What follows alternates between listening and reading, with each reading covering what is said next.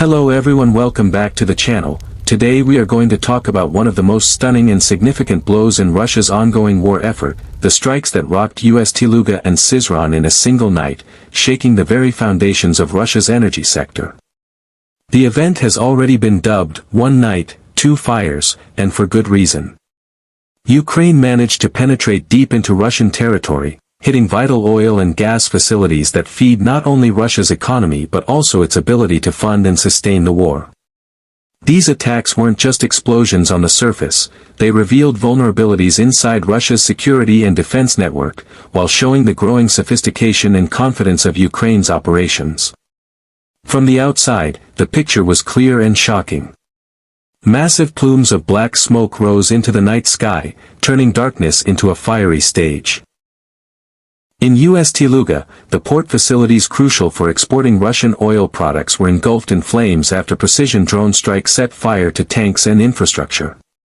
This port, located on the Baltic Sea, is one of Russia's most important export gateways, moving vast quantities of fuel to Europe, Asia, and beyond. To see it burning was like watching a giant engine stall in mid-motion, sending shudders through both Moscow and international energy markets. The exterior imagery of the event left little to imagination: bright orange flames licking the night, firefighters scrambling, and Russia's propaganda machine struggling to mask the damage. In Syzran, the strike on the refinery showed a similar picture: giant flames shooting upward, smoke clouds blotting out the stars, and a sense that Russia's industrial heart was no longer untouchable. When we look inside, the interior details of these facilities tell a deeper story. Ust-Luga's export terminals are designed to handle huge volumes of processed oil products, with advanced pumping systems, storage tanks, and loading docks connecting directly to global shipping lanes.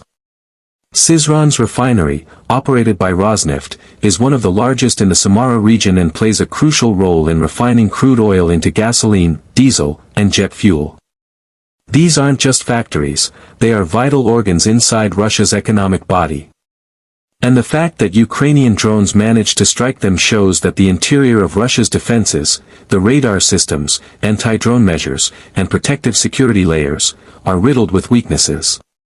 The interior story is therefore not just about the machinery inside the refinery, but also about the hollow interior of Russia's security bubble, which has been punctured again and again by long-range strikes. When it comes to performance, the Ukrainian strikes can only be described as precise and effective. The drones traveled hundreds of kilometers, bypassing Russia's so-called advanced air defenses, and hit exactly the kind of targets that inflict maximum economic and psychological damage. In terms of performance on the battlefield, this marks a new stage where Ukraine is demonstrating it can reach deep into Russia, far beyond the front lines, and deliver strikes that disrupt fuel supplies for tanks, aircraft, and vehicles.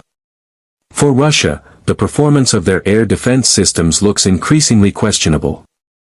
Billions have been invested into S-300s, S-400s, Panzer systems, and electronic jamming, yet drones made of relatively inexpensive parts have managed to deliver crippling blows. The contrast in performance, Ukraine's low-cost, high-effectiveness approach versus Russia's expensive but unreliable defenses, speaks volumes about the evolving balance of power in modern warfare. In terms of safety features, these attacks highlight an ironic reality.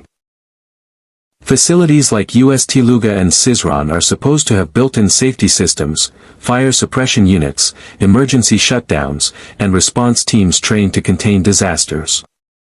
And while some of those features kicked in, the fact that fires burned for hours shows how poorly prepared Russia was for wartime sabotage on such critical infrastructure.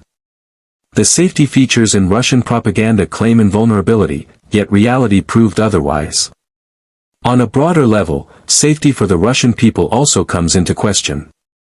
The government has long promised that the homeland is secure, that the war is far away, but when explosions erupt in the heart of Russia's energy infrastructure, ordinary Russians begin to realize they are not safe, that the war can reach them anywhere.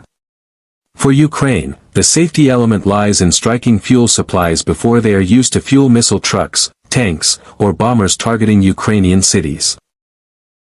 Every explosion in Russia potentially prevents another strike on Kharkiv, Odessa, or Kiev. Now let's consider the unique selling points of this operation, the qualities that set it apart from previous attacks. First is the simultaneous targeting, two major facilities in different regions struck in the same night.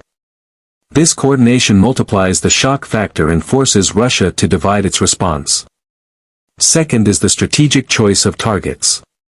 Unlike random strikes, these attacks hit energy assets that are critical for both war logistics and revenue generation. By striking Ust-Luga, Ukraine disrupts export flows that provide Moscow with billions in hard currency.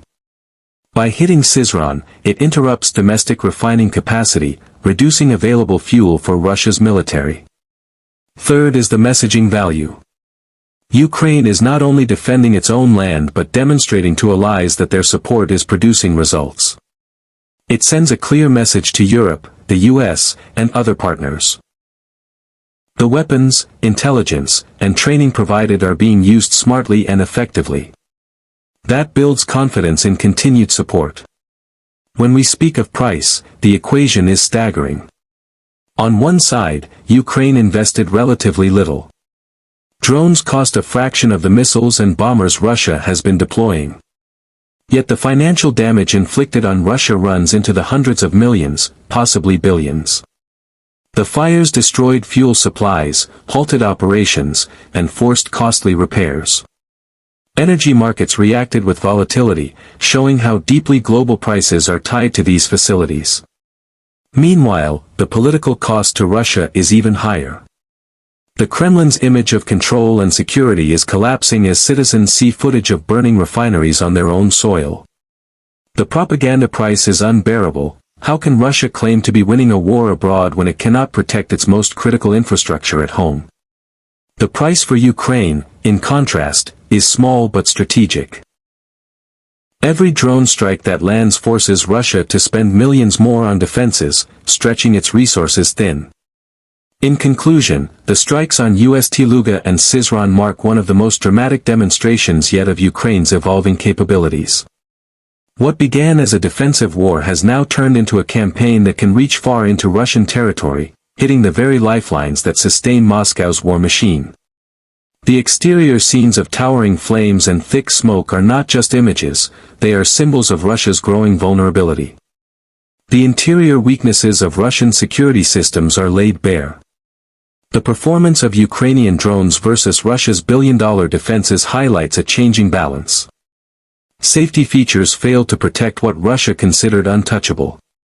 The unique selling points, simultaneity, precision, and economic impact, make this operation stand out in military history. And the price, both financial and political, is something Moscow cannot ignore. The bigger conclusion is that wars today are no longer fought only on the front lines but across vast networks of supply, industry, and infrastructure. Ukraine's message is clear: if Russia continues to invade and attack, nowhere inside its own borders will be truly safe. This is not just a military strike, it is a strategic signal that the war is shifting gears, that the battlefield is expanding, and that Russia's once unshakable grip is cracking under pressure.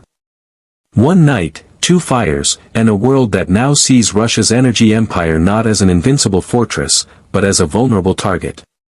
This story will echo far beyond the flames, reshaping strategies, alliances, and the future of the war itself.